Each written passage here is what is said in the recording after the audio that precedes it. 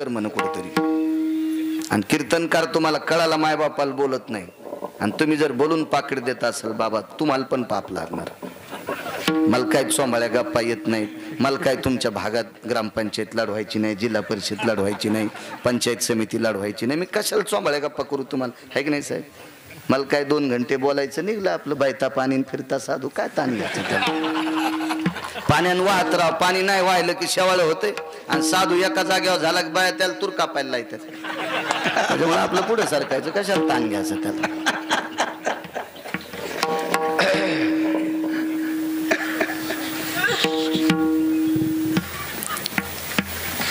बघा म्हाताऱ्याच्या जवळ बसलेली जुन्यातली बाई होती हो.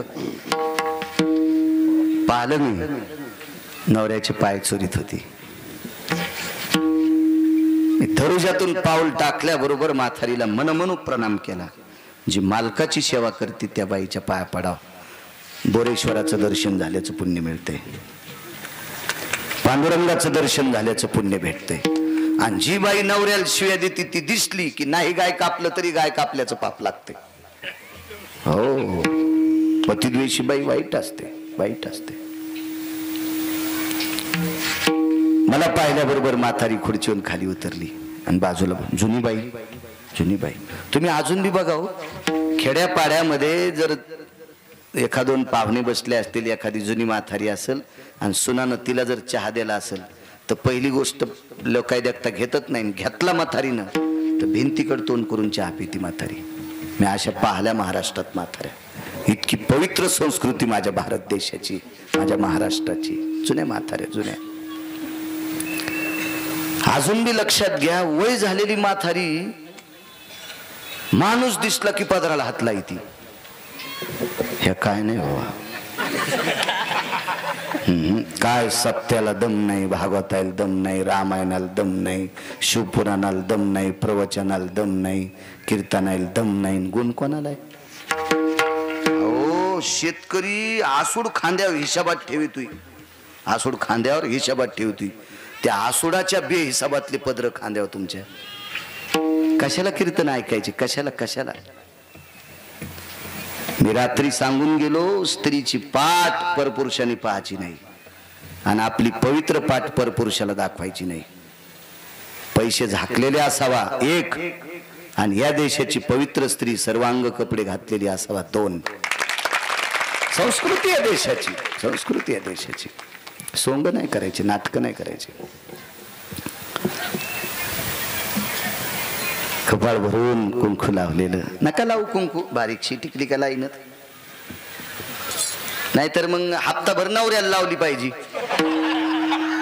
त्याला म्हणायचं मी तुझ्यामुळं लाईते ना, मग 7-8 दिवस तू माझ्यामुळं काय झालं लावायचं, आपण अर्ध करी जाऊ असं लावायची. काय नसतं त्याला. एके दिवशी असंच बांगड्याचं सांगितलं, ते म्हणला महाराज मै घालीतच नाही. म्हणलं मग मला घाल. तुम्हाला कशा घालू? म्हणलं मग तू घाल. हो ना. तुम्हाला एक सांगू का, हे द्या सोडून संस्थांचा सप्ताह, ही बोरेश्वराची कृपा आहे महाराजावर. पण साहेब आपण खेड्यापाड्यामध्ये 10-10, 15-15 लाख रुपये खर्चायलोत ना सप्त्याचे. याच्यात गुण आला पाहिजे, गुण. जो मुलगा आई वडिलाला नीट बोलत नाही त्याने कीर्तन ऐकून आई वडिलाला सांभाळलं पाहिजे. सप्त्याला पीक आलं समजायचं महाराज, पीक आलं समजायचं.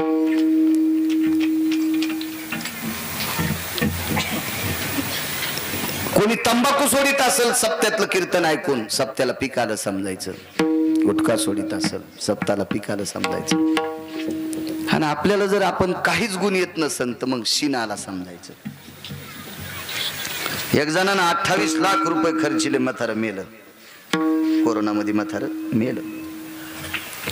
आणि एक जणाला जमीनच 4 एकर सगळी ऐकली म्हाताऱ्याच्या दवाखान्यासाठी, आणि म्हातारं वाचलं.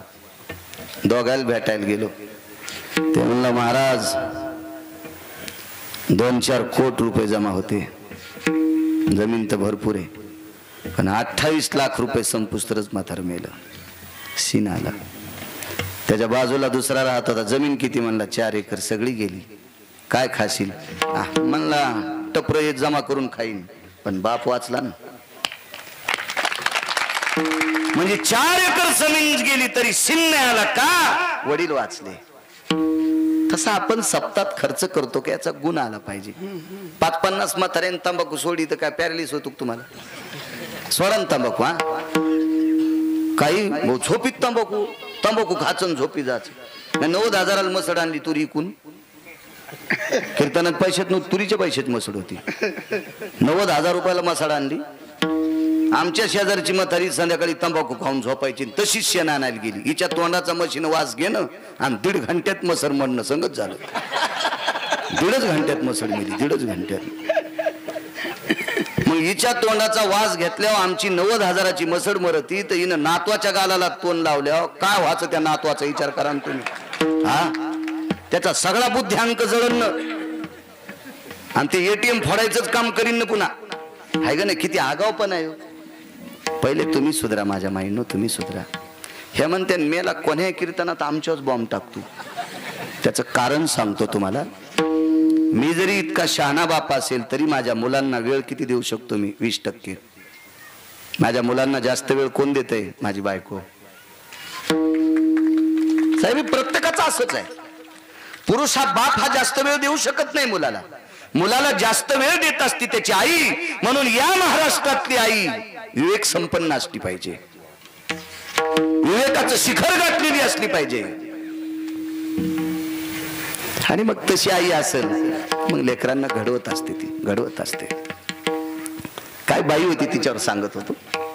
खाली बसल्या सुनबाईनं चहा मला आणला. आता औपचारिकता आहे म्हणून कीर्तनात चहा सांगाल, नाही तर काही चहा कीर्तनात सांगावं अशी काही गरज नसती. चहा आणला मला तर मग मी म्हणलं बाई ताई ताई म्हणलं तिला. ताई ताई म्हणायच्या लायकीची नव्हती पण म्हणलं मी तिला ताई. म्हणलं ताई मला खाती की घालन ना हाती की बाल लगेच कळतेत ना. माय का गोळ्या संपलेल्या आहेत का काय?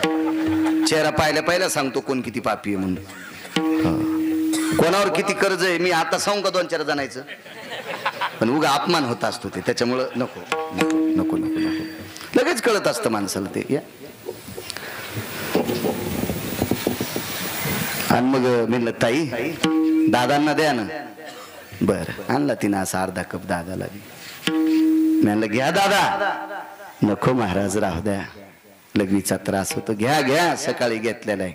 घेतला म्हाताऱ्यानं, मी घेतला. मी म्हणलं ताई बाईला द्या ना. ती मला एक म्हणली असती तर धकलं असतं साहेब. महाराज आमच्या बाई सकाळी एकदाच चहा घेतात.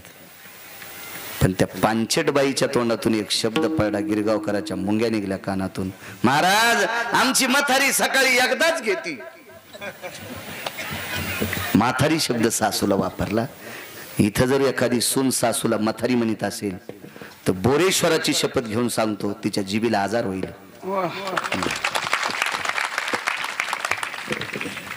सासूला म्हातारी म्हणता तुम्ही? म्हाताऱ्या व्हायच्या नाही. तशाच आंब्याची सुरकुटी होऊन अशा वाळून जाणार आहेत का तुम्ही? नाही म्हाताऱ्या व्हायच्या. महाराज घरातल्या ज्येष्ठ लोकांचा जी माणसं आदर करत असतात का त्यांचा आदर पंढरपुरातला मालक करीत असतो. पंढरपुरातला मालक करतो. त्याच्याला सोंबाळ्या गप्पा सांगायच्या नुसत्या, आपल्या पांचट गप्पा. बसली ती तिथंच. तिला माहीतच नव्हतं गिरगावचा बाळा किती रगील येत. बसली मी म्हाताऱ्याला विचारलं, दादा लग्न झाल्यावर किती जमीन होती? 2.25 एकर. म्हाताऱ्याला विचारलं पलंगावरच्या किती? कालियाचं सांगणार आहे बरं मी, कालियापर्यंत आलतो. सांगतो मी. किती जमीन होती दादा? 2.25 एकर होती. आता किती आहे? 40 ओलांडली. 40च्या पुढे गेली. म्हणलं दादा ती पांचट सून ऐकू लागली बरं तिथे बसल्या बसल्या. ती ऐकू लागली. मला तर वाटलं तिला जिथं पिराला कापाव. आपल्या देवाला नाही, पिराला कापायला पाहिजे होती. हो पिराला कापायला पाहिजे होती. पैठणच्या तळ्यात टाकले असती तर पण तिला माशाने पण खाल्लं नसतं. माशा पण म्हणल्या असते इतकी पांचट नको आपल्याला. ऐकू लागली. म्हणलं दादा कशी घेतली हो 40 एकर? थकलेलं म्हातारं गव्हाणे साहेब. साहेब ते म्हातारं मला म्हणलं, महाराज माझ्यासारखी वळई 10 खेड्यात कोण्यात माणसाला रस्ता येत नव्हती. कडब्याची वळई दोरीत वळही रचायचो. मी जर वळही मन लावून रचली तर बिना चवाळ झाकलेल्या वळहीत पाणी घुसत नव्हतं, अशी पूर्णी दाबीत होतं म्हातारं. कोळप्याच्या दांडीला फळी बांधायचं ना अशी वळही चोपायचं. एक बुड बाहेर दिसत नव्हतं, एक ज्वारीची अशी मुळी दिसत नव्हती, मुळी असली वळही रचायची. एक एक दीड दीड महिना माणसं माझी वाट बघायची वळही दाबायला. आणि शेकड्यावर ज्वारी असती, 80-80 क्विंटल ज्वारी व्हायची. सुपारीचं व्यसन नाही, तंबाखूचं व्यसन नाही, बिडीचं व्यसन नाही. 2.25 एकर जमिनीची 40-41 जमीन केली. ती पानचेट सुना ऐकत होती. वाक्य नीट ऐका, मला याच्याकरता सांगायचंय. ऐकत होती ती. माझी खुर्ची जवळ घेतली, म्हातारी वयस्कर होती, नवऱ्याचे पाय दाबीत होती, याच्याकरता मी पाया पडो तिच्या. म्हणलं बाई तुम्ही काय केलं? महाराज 6 वाजता मालकाचा डबा करीत होते. मालकाला 6ला नेहरी पहाट. व्यसन नव्हतं, 6-6:30 म्हातारं जेवत होत. पोराला तालुक्याच्या ठिकाणी शिकायला ठेवतं. पैसे देत होते रोजदारी काम करून. कवा रोजदारी करीत होतात महाराज. 6-6:30 मालकाला जीव घालायचे. 6-6:30 मालकाला, म्हातारं म्हणली नाही वरती, 6-6:30 मालकाला जीव घालायचे. आणि 7 वाजता कमराला खुरप खोसून 9:15 एकरात खुरपायला जात होते. 7 तर ते 9:30 9:45 पर्यंत घरचं रान खुरपायचं. आणि 10 वाजता शेजाऱ्याच्या रानात रोजान खुरपायचं. 28 वर्ष खुरपीला. 28 वर्ष. 28 वर्ष. एक प्रसंग सांगितला.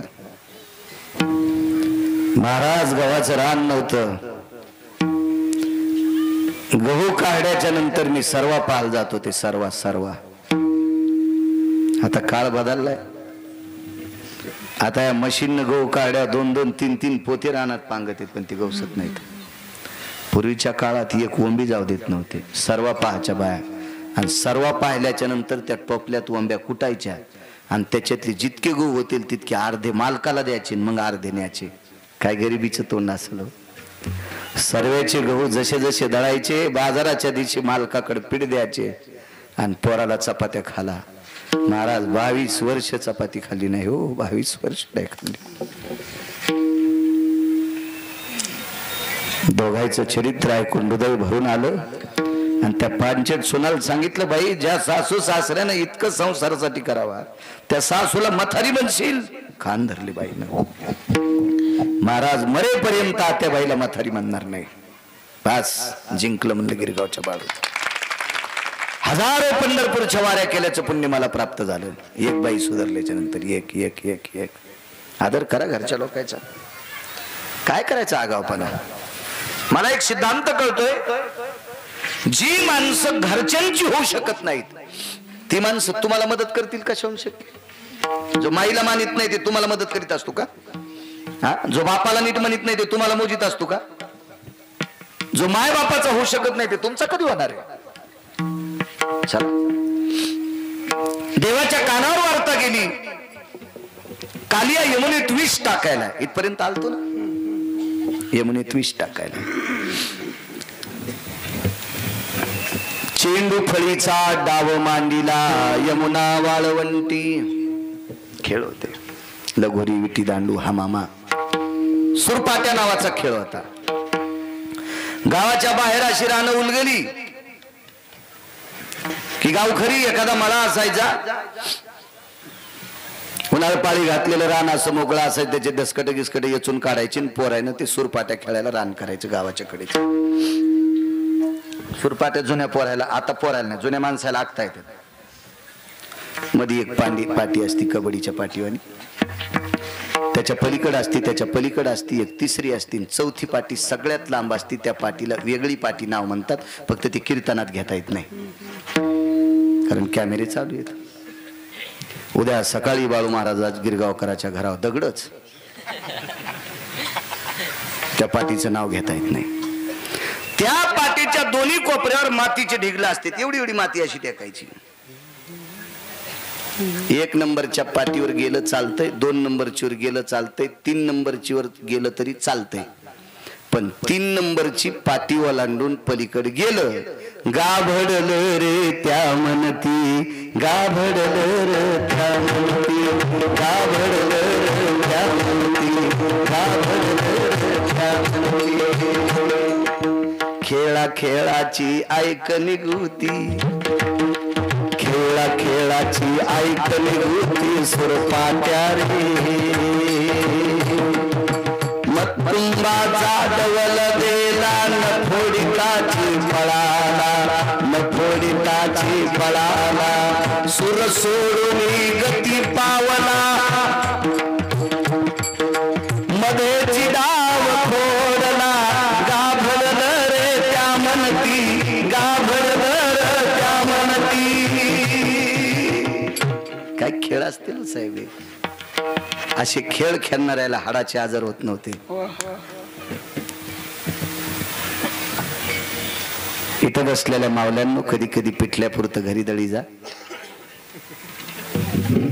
रोज नवऱ्याला दळायला लावायला कधी कधी तुम्ही दळी जा. पिठाचे डबे नवऱ्याच्या डोक्यावर येत. पिठल्यापुरतं जर जात्यावर दळलं तर बसताना आग गगन, उठताना आग गग म्हणायचंच काम नाही. 9 ठिकाणचं कॅल्शियम मोकळं होते, मनगटातलं, दंडातलं, कोपरातलं आणि मानातलं. पिठल्यापुरतच दळायचं, कठान तेवढंच दळायचं, भाज्यापुरतं, पिठल्यापुरतं. शरीराला वर्जस असावा, वर्जस असावा. काय जात्यावर गाणे होते पहिले, काय गाणे म्हणायच्या. जुनं लयच गोड होतो, काही काही गोड होतो, जुनं काही गोड होतं. अहो आताच्या पांचट आहे ना, पांचट भजन तयार केलेत. पांचटपणा पण लाजायला आहे. ते म्हणला मी इतका पांचट नाही, हो इतकं पांचट भजन म्हणतोय. पांचटपणानं पत्र पाठवलं कोर्टात की मला याच्यानंतर नाव द्यायचं नाही. राधा रंगानं दिसते छान, तिच्या येणीला गोंडे 2, आणि राधेला गोंडे लावायची काय गरज आहे. तर तुझ्या बायकोचे दागिने बँकेत ठेवले, राधाला गोंडे लावतोय. तिची एकदानी सोडून आणणं सोबळ्या, कशाला राधेला गोंडे. भुयल वाया गेले ग बाय बाय, तिकडच घसरून मेले, वाहून नाही जाचीस का पुरात. असं काही म्हणी तू गाथ्यातलं म्हणणं नका माझ्या माईंनो. तुमच्या छपला सगळं पाया पडतो, असं काही म्हणी जाऊ नका. माझ्या ज्ञानोबाराय तुकोबारायांचं काव्य, माझ्या ज्ञानोबाराय तुकोबारायची अभंगवाणी ती म्हणा, माझ्या शिवजींचे अभंग आहेत. फार सर्व संतांनी केलेली अभंग आहेत माझ्या शिवजींची, ती अभंग म्हणा. सर्व संतांनी केलेली जगदंबेची अभंग ती म्हणा. काही म्हणता याला जीभ याला आणि शिमग्याच्या त्याला काय, त्याला काय अर्थ असतो का. नाही म्हणायचं असं काही. पण काय परमार्थ होता जुना. अहो मी कर्मकांड करीत होतो त्यावेळेला जुन्या बायका नाव घ्यायच्या. काय नाव असायचं, चुनचुन चुन्यात, बसले मेन्यात, लवंगावटीत, गुलाल भांगात, येलदोडे मुठीत, रावसाहेब बसले दाटीत, तर कशी जाऊ पान सुपारी वाटीत. काय नाव होते. तिकडे बस स्टँड का झोपलेला असं ना, तरी पण कशी जाऊ पान सुपारी वाटीत, बकिटात बकीट, इस्टीलचं बकीट, मुकुंदरावचं नाव ऐकायला 5 रुपये तिकीट. वजनदार मावल्या होत्या, हो वजनदार मावल्या होत्या. काय नाव घ्यायची. सोन्याची सायकल, चांदीचे तारा, भाऊसाहेब आले फिरून तर ही पिशिंग घालतेत वारा. पहा याला वारा ही पिशिंग घालतेत म्हणून, आणि हे म्हशी सोळा सांभाळायले. पण बाई हाऊसदार, नाव घेणार म्हणजे घेणारच बायका. हाऊसी होते खरंच मावल्या. एका बाईन नाव घेतलं, औदुंबराच्या झाडाखाली दत्तात्रयाची मूर्त. मी बसले पूजेला तर ते देते तीर्थन, ते बिन पाण्याची पेत होता. याच्या तीर्थानं उंबर जाळायचा ना, हा, आणि तू तर काय उभीच हालायचीस त्याचं तीर्थ पेल्यावर, आणि मी बसले पूजेला तर ते देते तीर्थ. म्हणलं येडपटीक काय तू, असं काही नको म्हणजे. तिथं आता करीत नाही मी ते कर्म. काय रे सत्यनारायण हे ते करीत होत. असेच बावनी लोक म्हणलं कुठे यायच्या बरोबर मी बावना वाचू नको म्हणलं. आपलं इकडं झाला संप्रदायात नको, लय अवघड काम.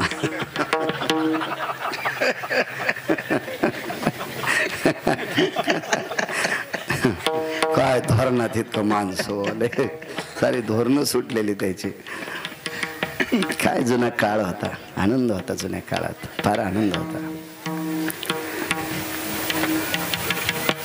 खेळ खेळत असताना चेंडूपरीचा डाव मांडला आणि मुद्दाम जगाच्या मालकाने पाण्यात चेंडू टाकला आणि चेंडू आणण्याच्या निमित्तानं आतमध्ये गेले, बुडाले. यमुना डोई बुडा लागे, कृष्ण डोई बुडा लागे. यमुनेच्या डोहात बुडाला. अख्ख्या गोकुळात चर्चा. आभार वृद्ध सर्व यमुनेच्या तीरावर आले. सगळ्यांनी विचार केला या डोहामध्ये कालिया नावाचा सर्प राहतो, यांनी कृष्णाला खाल्ला असेल. मध्ये गेल्याबरोबर कालियाच्या पत्न्या होत्या. हृदयाशी धरलं, कोणाचा आहेस तू? यशोदेचा पुत्र आहे. कशा करता आलास? माझा चेंडू आलाय. आणि चेंडू नेमका कालिया झोपला तिथे गेलता. बरं मला सांगा, चेंडू बुडत असतो का तरंगत असतो? आणि मग बुडाला कसा? यानं फेकून दिलेला कसा तरंगण? बोरेश्वरानं फेकून दिलेले तरंगणारच नाही, ते बुडणारच. मग त्यानं फेकल्यावर तरंगायचं असेल तर निष्ठेनं त्याच्या पिंडीवर डोकं ठेवावं लागेल. देवानं हातातून सोडला की तो पाताळातच गेला. मग चेंडू होता तरी कालियाच्या जवळ. त्या म्हणल्या, माय तू आता जाय, एखादीशी चेंडू आम्ही वरून यमुनेच्या तीरावर आणून टाकू, घेऊन जाय. आमच्या मालकाला तुझ्यासारखी लेकरं लय आवडतात खाला. ते म्हणला, लेकरं खाणाऱ्याची तर सोय पाहायची. हे रगीलच होतं ते, त्याच्या इतकं रगील कोणी? रावणाला जर 2:18 त्यानं आपटून हाणलं 1 नंबरच्या गुंडाला, तर आपली गुंडागिरी काय? वायर चोर, टाटर चोर, पायप चोर, भांगार चोर, कोणाचा कापूस चोर, कोणाच्या तुरीच्या पेंढ्यात चोर, 2-4 कडब्याच्याच पेंढ्या चोर, कोणाचं शेटरच उघड पार घालून, ह्या चोर आहे आपल्या. रावणासारख्या गुंडाला आपटून हाणले. आपल्या आता मधात घुसू घुसू आणि न ते भेट कोणाच्या बापात? देव देव मुद्दाम जोरात बोलला ते जागा. कोण रे? आल्याबरोबर काय दिसत रे? बायकाला म्हणलं, आणा त्याला इकडे खाला. नका हो नका, हे मला नका म्हणतात का? रगील होत ना ते, रगील होत. काय काय लय ताव आणतात घरी, लय ताव लय ताव. इतका ताव आणणार घरी, बापा बापा बापा. त्या बी ठराविक दिवस ऐकून घेतात. लय झाल्यावर त्या बी चांगल्या निबर टाचा आणतात. गौरव वाट पाहते ते आहे का अशा बैलाची? आले काय काय बैल, लय येडी बैल, निवळ बैल. एक जण बाजाराला गेलो, 2 डझन केळी घेतल्या. केळी घेतल्यान ते दुकानदाराला म्हणला, आता वज होईन गडी म्हणे पिशीत 2 डझन केळी. आता तर याच्यातलं वजन अर्ध कमी करतो, सालटे सोलून तुला घेईन, मधला गाभा मला दे. मग ते केळीचे सालटे सोडे ते तिथं ठेवून घेतले, गाभे टाकून घेतले. साखर 2-4 किलो पिशीत होती. आलं घरी. सोमवारचा दिवस होता श्रावणातला. आणि टेबलावर पिशी टेकली. बायकोल म्हणला, बबेज माय काय हो? असं चांगलं बोलल्यावर तिच्या लक्षात आले, आज धोरणात आले वाटते. पण धोरणात नव्हतं, म्हणजे चढी नव्हती, नेमकीच घेऊन आलं. तर बबेज माय काय हो? तुला सोमवार आहे ना? मग 2-3 केळी खाय. टेबल कर गेली. ती म्हणली, माय केळी तर नाहीत पण कातडे पण नाहीत. तू का शेळीस का कातडे खाला?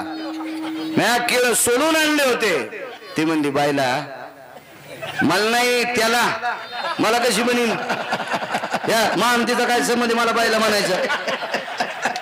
तुम्ही माझ्याकडेच पाहिले.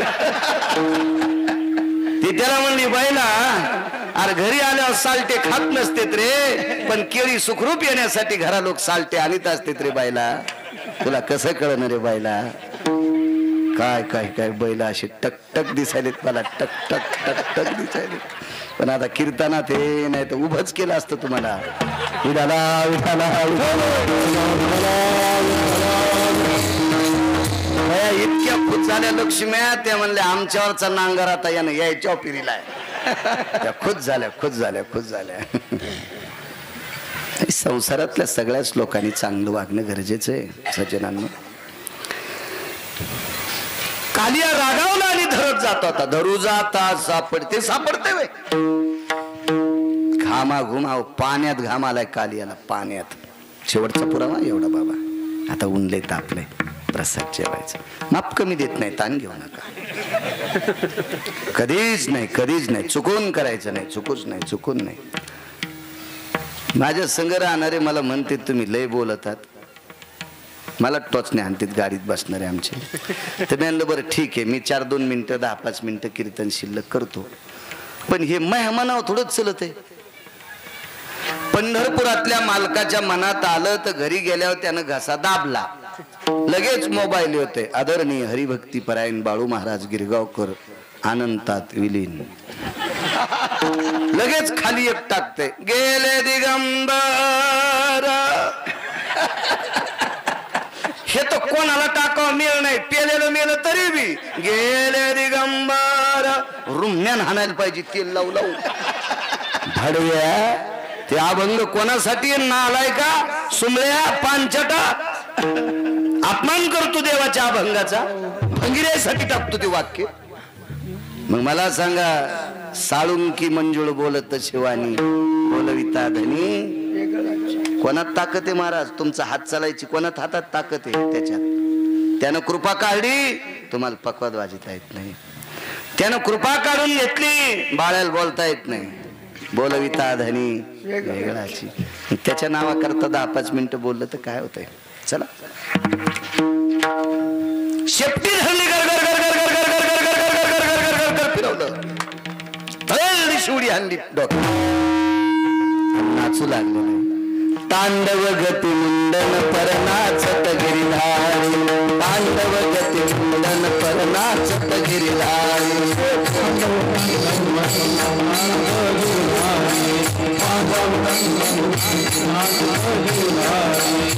तांडव गती मुंडन परनाचत गिरिधारी, तांडव गती मुंडन परनाचत गिरिधारी.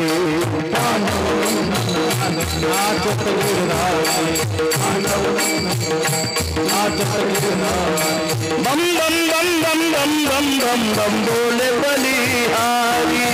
बम बम बम बम बम बम बम बम बोले बलिहारी. बम बम बम बम बम बम बोले बलिहारी.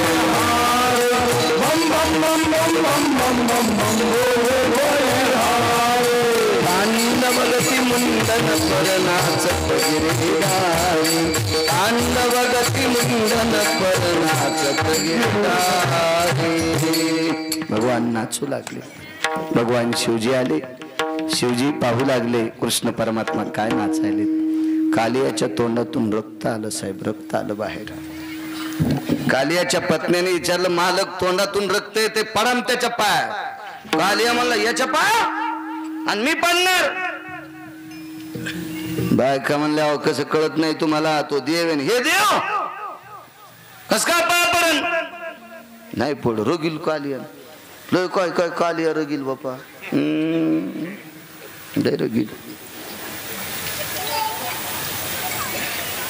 कालियाच्या बायका म्हणल्या, आमच्या मालकाला कळत नाही देवा, आमचं कुंकू शाबीत राहा याच्याकरता याला वाचवा. बायको म्हणलं काय विनंती करता तरी त्याला. भगवान म्हणले पहा कसं गेले, पहा कसं किती मूर्ख आहे. मूर्ख म्हणल्यावर काले देवाला म्हणला, मला मूर्ख म्हणलाच कस काय? मला मूर्ख का म्हणला? अरे तुरंत देवाला रगील असतात काय काय माणसं. भगवान म्हणले तू मूर्ख नाहीत कस काय? मी मूर्ख कस काय म्हणले? मग तो विष काप यमुनेत टाकलं. हा ऐक म्हणले, ऐक ऐक ऐक. कालिया म्हणला देवा, आता गाव जाऊ बोलतो, मला सांगा सर्पाला जन्म कोणी दिला? भगवान म्हणले मी दिला. मग सर्पाला दात कोण दिले? भगवान म्हणले मी दिले. दातामध्ये विष कोण दिलं? म्हणले मी दिलं. मग देवा सर्पाला जन्म तोच दिलास, सर्पाला दात तोच दिलीस, सर्पाला विषाचा दात तोच दिलास, सर्पाला विषाची पोकळी तोच दिलीस, आणि